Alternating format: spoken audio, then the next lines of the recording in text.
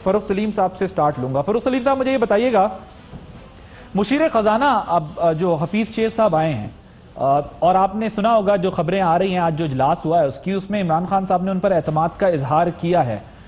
ये जो चैलेंजेस थे जो इस वक्त मुल्क को दरपेश थे, क्या वाकई उसका हल जो है वो असद उमर साहब को हटाना और इनकी जैसी शख्सियत को लाना था? Your take on.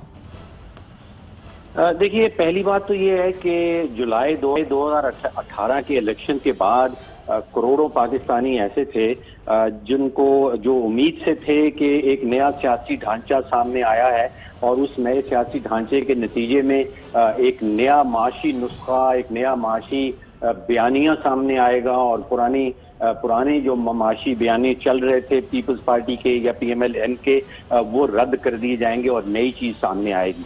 तो ये पिछले 2 दिनों में मैं समझता हूं कि ये PTI का जो मंशूर था उसमें जो मईशत के हवाले से जितना कुछ लिखा था, जितनी भी शकें मईशत के हवाले से थी, वो अब हमारे सामने दफन होती नजर आ रही हैं। तो ये एक बड़ा ही अफसोसनाक सा मामला है जो पिछले 2 दिनों में सामने आया कि बहुत सारे लोग जो सोच रहे थे कि बड़ी तब्दीली आएगी और एक नया माशी निज़ाम सामने आएगा, वो मैं समझ रहा हूं कि वो खत्म हो रहा है, वो हमारे सामने रियली। इन अदर वर्ड्स आप ये कह रहे हैं कि डॉक्टर हफीज शेख साहब उसी रिवायती अंदाज से मईशत को चलाएंगे जिस तरह माजी में उन्होंने चलाया, या उनके जैसे जो एक्सपर्ट्स होते हैं या टेक्नोक्रेट्स होते हैं चलाते हैं, तो दोबारा आपको रिवायती निज़ाम ही नजर आएगा मुआशी निज़ाम को चलाने के लिए? देखिए, डॉक्टर साहब के पास 2 चीजें बड़ी वादे तौर पे हैं। उनके पास तजुर्बा बेतहाशा है, उनकी काबिलियत के ऊपर किसी को कोई शक नहीं है। वो पाकिस्तान में पहले सिंध में फाइनेंस मिनिस्टर रह चुके हैं। उनके दौरान सिंध की फाइनेंस मिनिस्ट्री बड़ी अच्छी चल रही थी। जब वो निजकारी के वजीर बने तो उनके दौरान कोई 5 से 6 अरब डॉलर की निजकारी भी उन्होंने कामयाबी से की।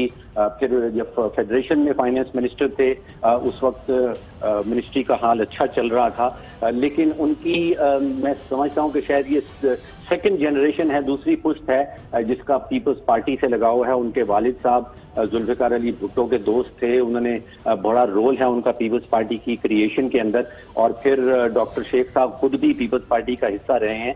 तो तजुर्बा भी है और उसके साथ साथ काबिलियत भी है, लेकिन पीपल्स पार्टी के साथ एक बड़ा गहरा ताल्लुक भी है।